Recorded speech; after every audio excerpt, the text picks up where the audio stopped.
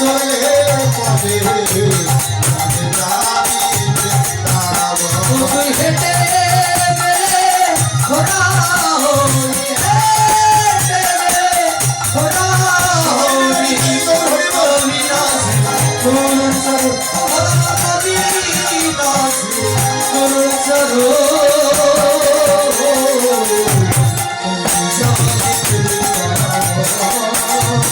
বাড়িতে চলে পড়ে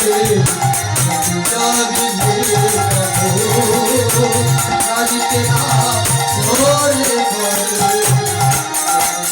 চলে পড়ে আমার স্টেশন হয় তুলসী তলা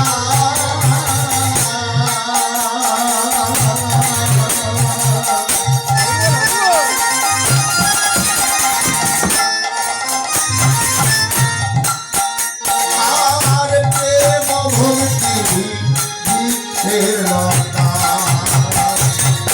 আর স্টেশন তুলসী তলা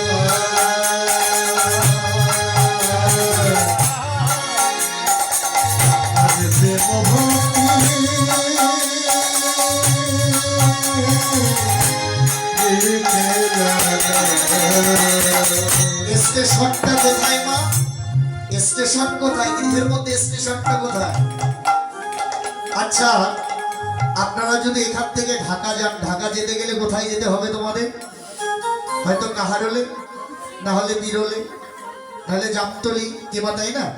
তাহলে কাউন্টারে যে এসে যখন গাড়ি থামায়, গাড়ির কন্ট্রাক্টর বলে ঢাকা ঢাকা, বাকি বলে ধুকুরঝাড়ি ধুকুরঝাড়ি অটো। আচ্ছা, গাড়িটা ধুকুরঝাড়ি না যাবে, মানে গাড়িটা ধুকুরঝাড়ি না যাবে না ধুকুরঝাড়ি, কোনটা? হ্যাঁ, মানে কন্ট্রাক্টর বলছে এই গাড়িতে চললে ধুকুরঝাড়ি যাওয়া যাবে। তদ্রূপ মহাজন বললেন স্টেশন হয় তুলসী তলা। তাহলে কলিযুগে তুলসী তলা হচ্ছে স্টেশন। খুব জানি তাই হরিবোল। এই জন্য বলছেন যে বাড়িতে তুলসী বৃক্ষ নাই সেটা শ্মশান সমতুল্য। মানব শরীর ধারণ করে যে তুলসী গাছে জলদান করে না, তার মানব শরীরটাই বৃথা হয়ে যায়। বলল তত্ত্ব প্রমাণ করলে কোন মানব এক কুণ্ড জল একটি তুলসী পত্র যদি ভগবানের চরণে দেয়, ভগবান তাতেও কিন্তু সন্তুষ্ট হয়ে যায়। এই জন্য গীতার মধ্যে বলছে পত্রং পুষ্প ফলং জলং। আচ্ছা বলুন তো মা, জল কিনতে পয়সা লাগে? জল কিনতে পয়সা লাগে? আচ্ছা, পত্র কিনতে পয়সা লাগে? তারপরও তো দেই না আমরা। কই? ভগবানের চরণে একটা তুলসী পত্র রাধারানীর বক্ষে দিলে ভগবান তাতেও কিন্তু সন্তুষ্ট হয়ে যায়। এই জন্য পদ মহাজন তুলে ধরে পদের ব্যাখ্যা দিয়েছেন। কি বলছে? আবার স্টেশন হয় তুলসী তলা। নিতাই গৌর হরিবল হরিবল।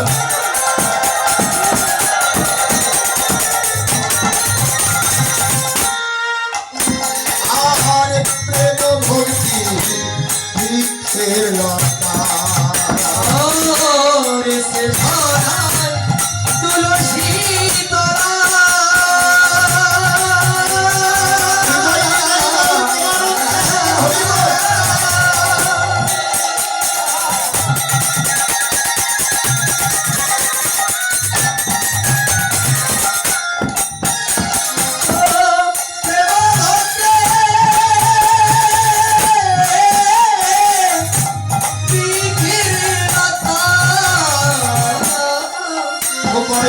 শ্রবণ করো মা। আমরা দুর্গা পূজা কালী পূজা বছরে একবার পুজি, কিংবা বুঝি না, কিন্তু তুলসী পূজা প্রতিদিন করা হয়, হয় কিনা? আচ্ছা, কোন কোন মায়েরা তুলসী প্রণামটা জানেন? একটু হাত তুলেন তো। তুলসী প্রণামটা, তুলসী প্রণামটা কোন কোন মায়েরা জানেন? একটু হাত তুলেন। তুলসী প্রণামটা, তুলসী প্রণাম, তুলসী গাছে তুলসী তলা।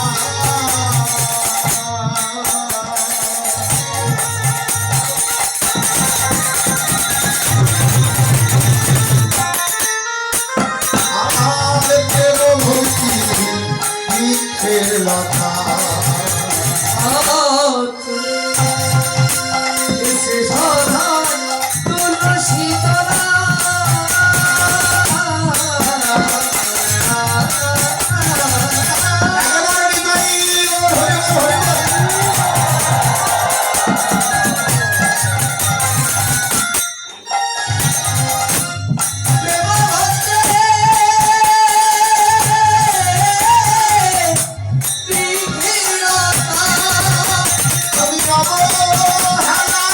দিকে কাটাইলে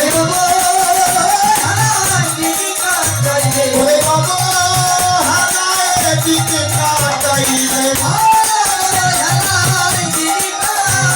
ওই করবে না ভাই তার সেবা আর করবে না ভাই তার সেবা আমার গাড়িতে না চলে ঘরে গাড়িতে না চলে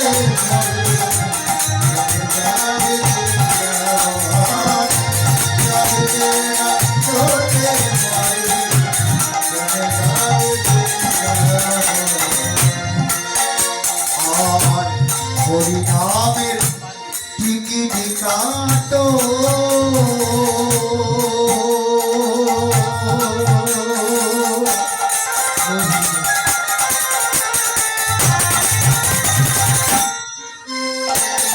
আর শ্রী গুরুকে গাড়ি করো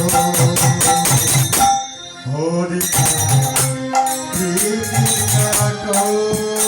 সবাই মিলে বিদায় গৌর একবার হরি বল, হরি বল।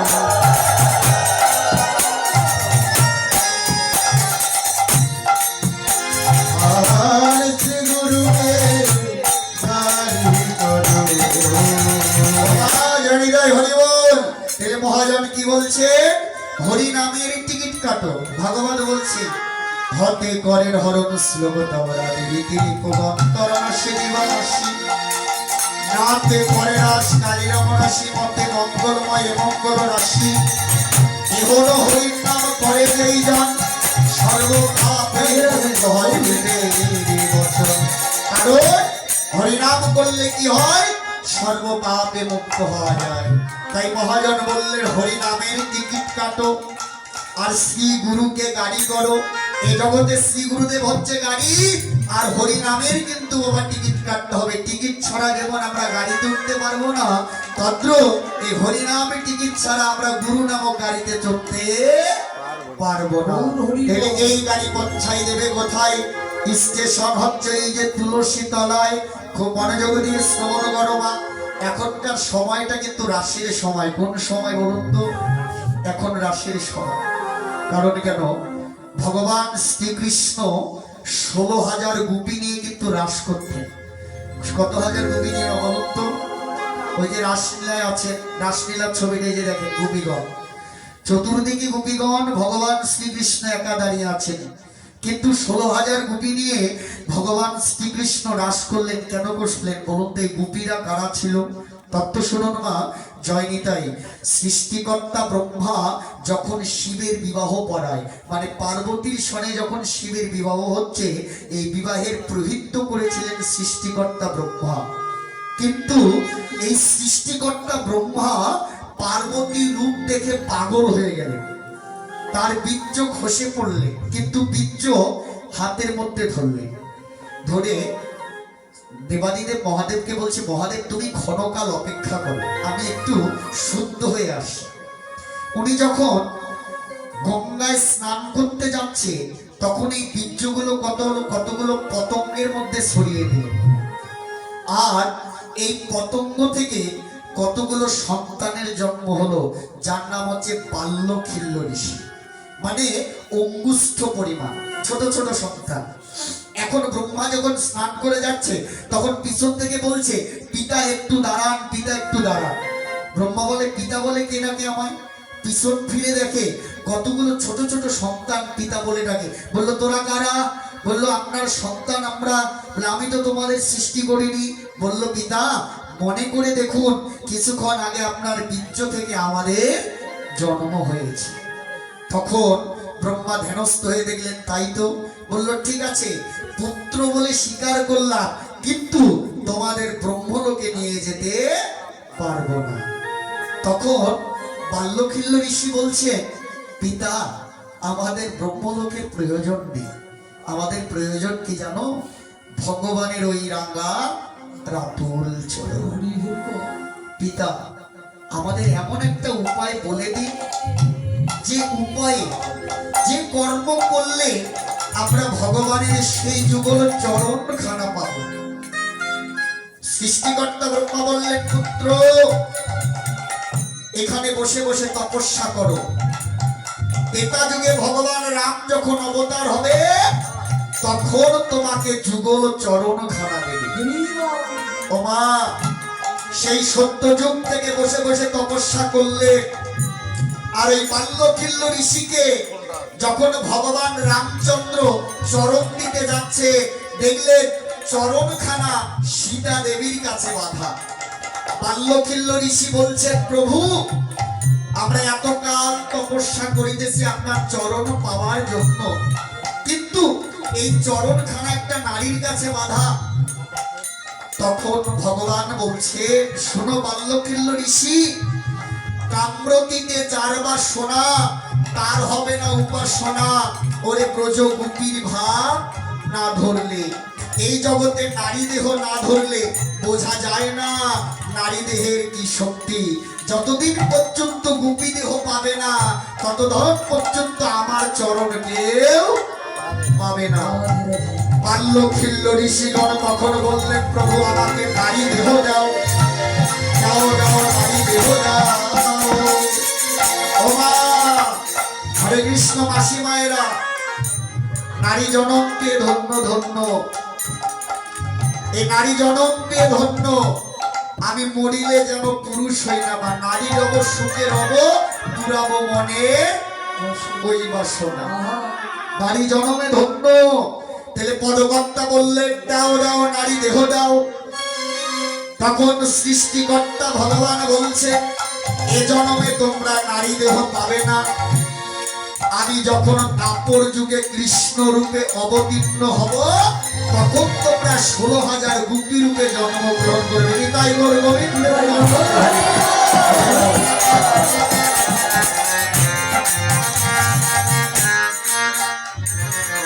তাই ভগবান শ্রীকৃষ্ণ কি করিলেন,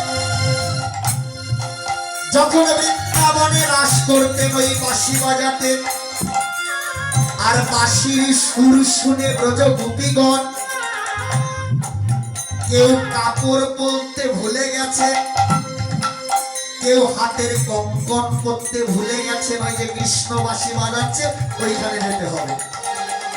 এলো থেলো বেশে কৃষ্ণের কাছে ছুটে চলেছে রাস করার জন্য।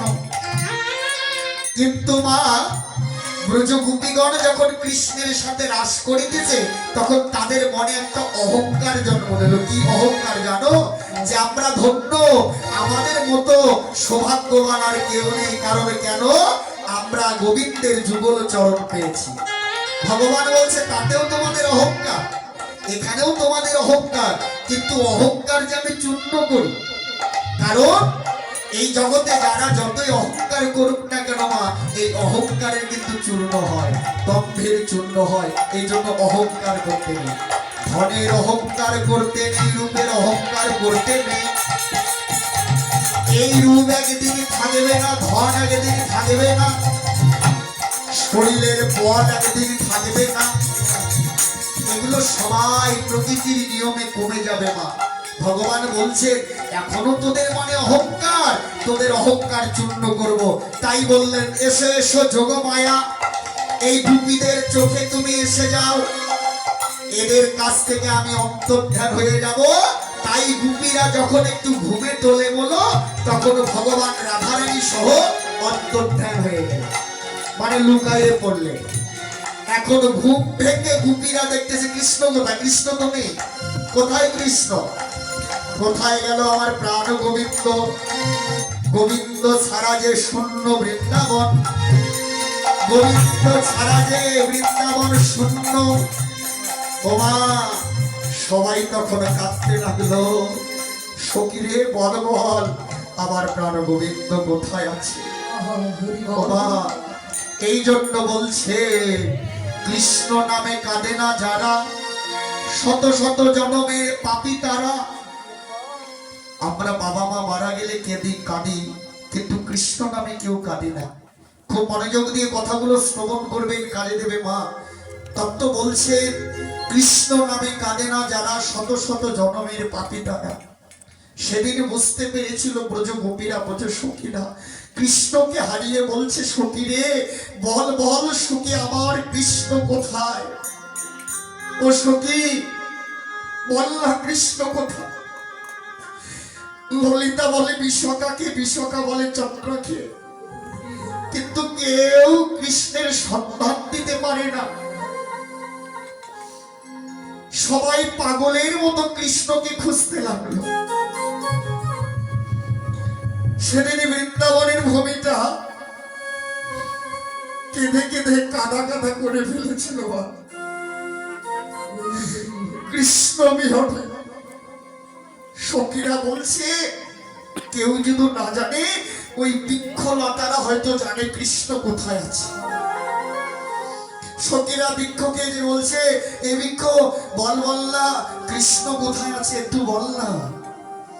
বৃক্ষগণ বলছে, সখীগণ কৃষ্ণ সন্ধান যদি আমরা জানতাম, আমরা কি বৃক্ষ বলে থাকতাম?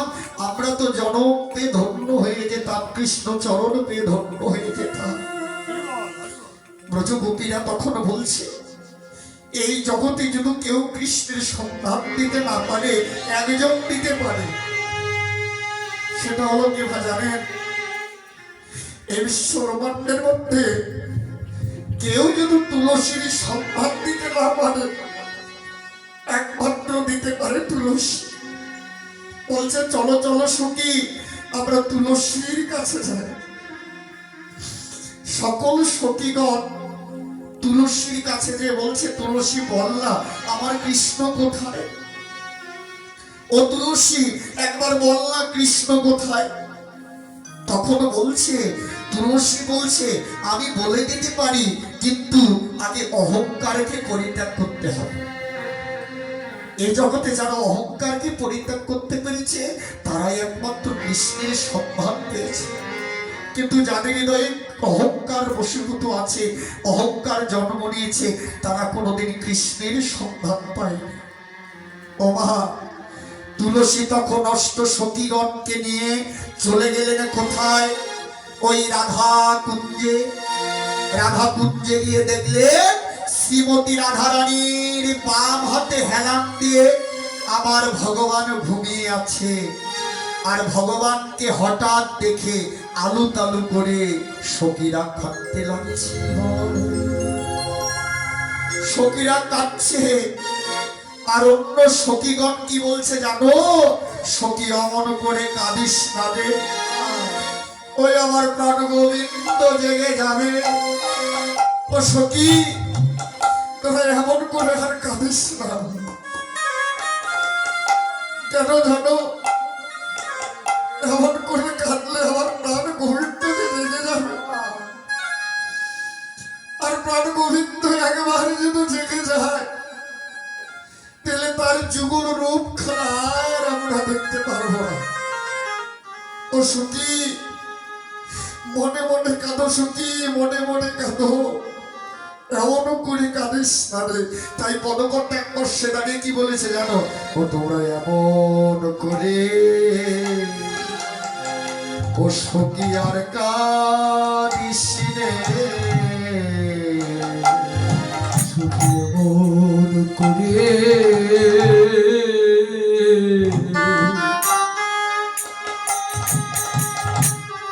সবাই মিলে হৃদয় গৌর গোবিন্দ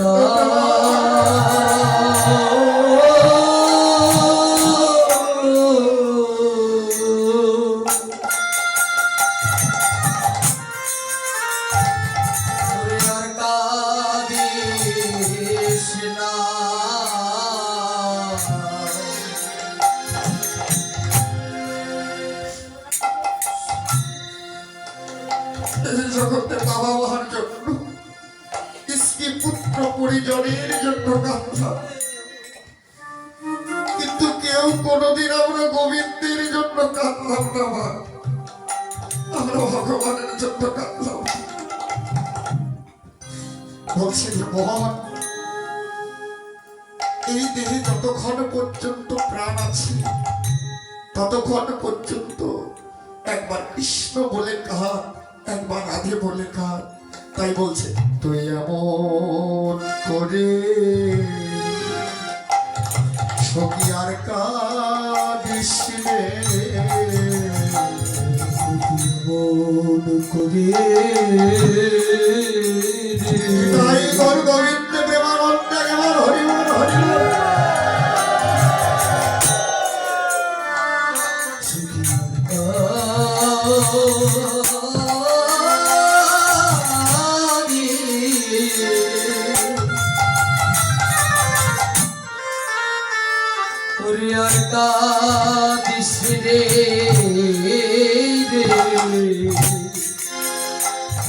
আমার প্রাণ গোবিন্দ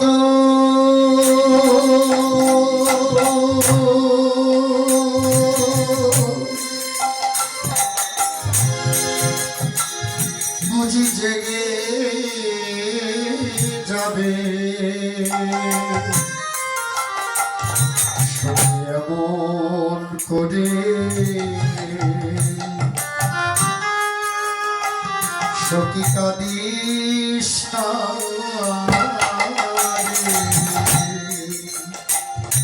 আমার প্রাণ গোবিন্দ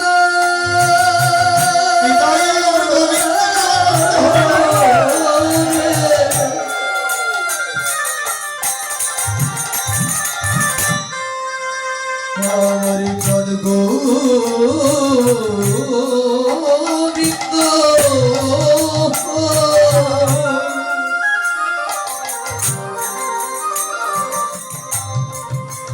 সখী জেগে যাবে সবাই মিলে একেবারে নিতাই গৌর গোবিন্দ প্রেমানন্দ হরি বল।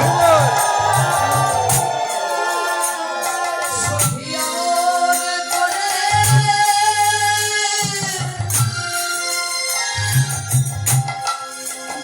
ওরে তুই আর কাঁদিস না রে। এমন করে কাঁদিস না সখী, ডাকার সময় পাবি না। ওমা, এই দেহ থেকে প্রাণ আত্মা যেদিন চলে যাবে না, সেদিন হরি বলে কৃষ্ণ বলে ডাকার আর সময় পাবো না। তত্ত্ব শোনো মা, ভজনের মধ্যে শ্রেষ্ঠ নববিধা ভক্তি কৃষ্ণ প্রেম, কৃষ্ণ দিতে ধরে মহাশক্তি। তার মধ্যে সর্বশ্রেষ্ঠ নাম সংকীর্তন, নিরপরাধ নাম নইলে পাই প্রেমধন। এ জগতে যদি নিরপরাধ নাম নেওয়া যায় তবেই প্রেমধন পাওয়া যায়, তবে নিরপরাধ নাম নইলে তবেই কিন্তু প্রেমধন পাওয়া যায়। কিন্তু নাম নিতে হবে নিরপরাধ, যাতে কোনো অপরাধ না আসে। তাই এক পাশে দাঁড়িয়ে পদকর্তা কি বলেছে জানো? ওই আমার নিত্যানন্দের নাম, ওরে আনন্দের ধাম, দেখো জি জন লাহিলা, ওরে তারে যম রাজা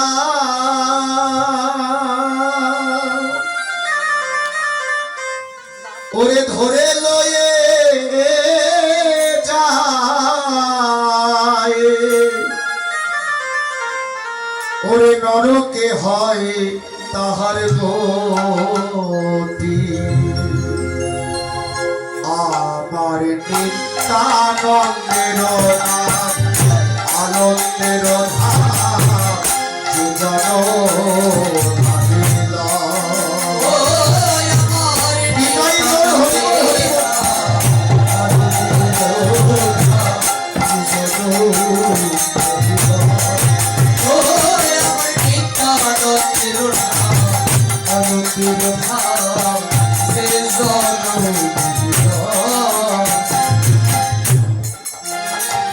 ওরে তারে জগ রাজা ধরে লয়ে যায়, তারে জগ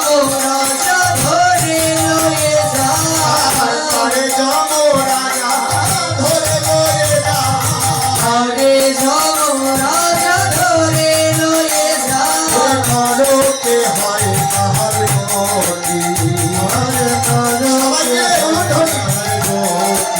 ও হায় রে, নরকে হয় তাহার গতি, ওই আমার নিত্যানন্দের